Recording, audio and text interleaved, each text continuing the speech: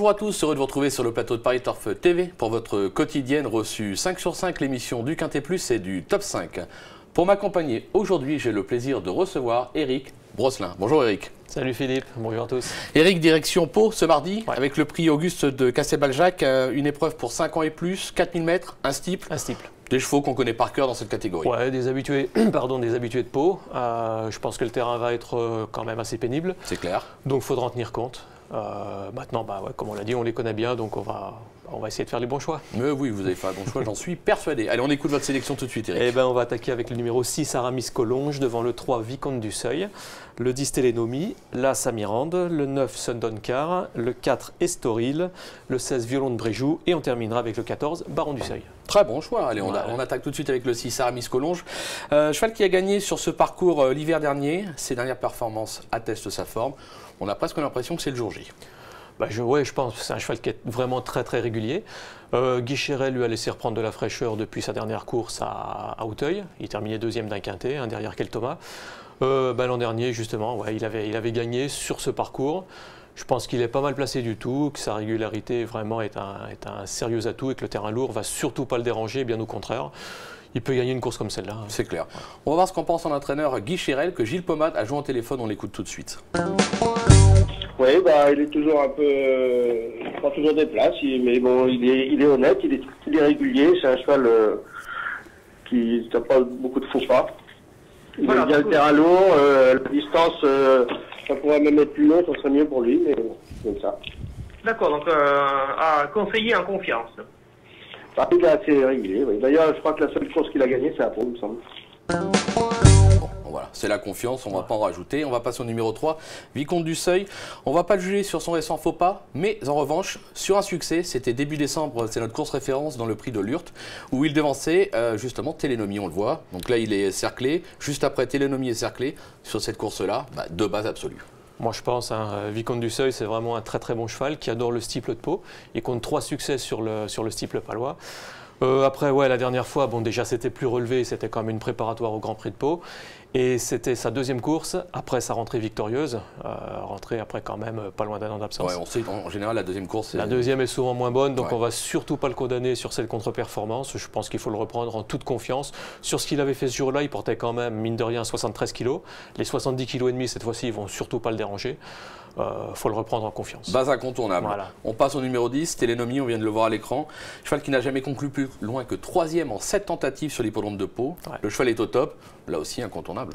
Incontournable, puis juger là-dessus, sur la course référence, là, je crois qu'on peut y aller. Isabelle Paco a 3 chevaux au départ. Le jockey maison Stéphane Paillard est associé à Télénomie. C'est quand même une indication supplémentaire. Bon voilà, donc voilà, aptitude à Pau, le jockey maison, la forme. L'an dernier, c'est quand même un cheval qui a lui aussi été absent près d'un an, qui est revenu de suite à son meilleur niveau, qui compte 2 bonnes secondes places. À partir de là, moi j'y crois. Je pense que c'est peut-être même le plus sûr à l'arrivée. Tous les feux sont au vert, c'est dit, c'est fait, il n'y a plus qu'à aller jouer. On passe au numéro 1, Amirande, cheval qui sait lire et écrire sur cette piste. Même sous 72 kg, il doit encore avoir son mot à dire, peut-être plus pour un podium que pour la victoire. Plus pour une place que pour la victoire.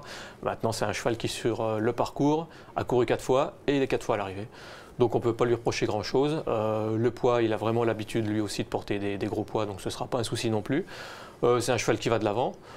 Je pense qu'il n'y a pas de raison pour qu'il ne conserve pas au moins un accessite.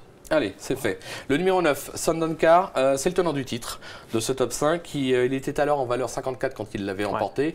Il est en valeur 57. Terrain lourd obligatoire. On s'en méfie encore ? Moi, j'ai tendance à le reprendre en confiance parce que, tenant du titre, il bat Amirande justement l'an dernier.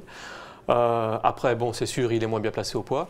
Mais je note quand même qu'il faut qu'il rassure sur ses dernières sorties, mais il retrouve le steeple, donc il sera beaucoup mieux. Un parcours qu'il affectionne. Et il n'a pas été monté par Olivier Join depuis le fameux succès de l'an dernier dans cette épreuve.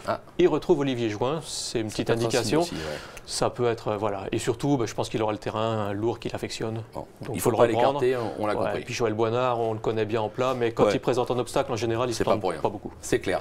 Un petit bonus pour finir cette émission, puisque Ludovic Hélier a été à la rencontre d'Éric Leray, qui présente le numéro 15, H d'Or. C'était un de vos regrets. On l'écoute. Oui, il est bien placé. Mon cheval est très bien. Le terrain ne devrait pas le gêner parce que c'est un fils de Nidor, donc souvent ce sont des chevaux de terrain lourds. Il a la fraîcheur en plus pour lui. Et mardi dernier, il a fait un petit travail sur la PSF ici. Le cheval volait. Donc je compte vraiment sur lui pour me faire une bonne prestation. Bon, voilà, on va pas revenir dessus, on s'en méfie. Ouais. On le place dans les jeux. Eric, on va se quitter avec une petite pépite dans la 5e. Ouais, le numéro 2, Suspiron, donc un cheval entraîné en Espagne par Oscar Anaya qui a toujours une belle réussite à Pau. Le jockey Vaclav Janacek, c'est la quadruple cravache d'or en Espagne. Pas mal. Il a gagné 2 courses à Pau vendredi. Le cheval a été supplémenté. Donc le réclamé semble dans ses cordes. Je pense que c'est une première chance théorique. Base incontournable. Ouais. Eric, merci pour toutes ces infos. Merci à vous. Avant de se quitter, une spéciale dédicace pour des amis internautes qui ne ratent jamais nos émissions. Donc un petit coucou à Maurice, Dany, Christian, Nathalie, Loane, Romane, mais également Francisco, Francine, Hélène, Benoît, Inès, sans oublier bien évidemment Véronique et Carole. Et pour finir, un clin d'œil, juste un mot, vive les mariés. Merci de nous avoir suivis. Rendez-vous très vite sur le plateau de Paris Turf TV. Au revoir. Au revoir.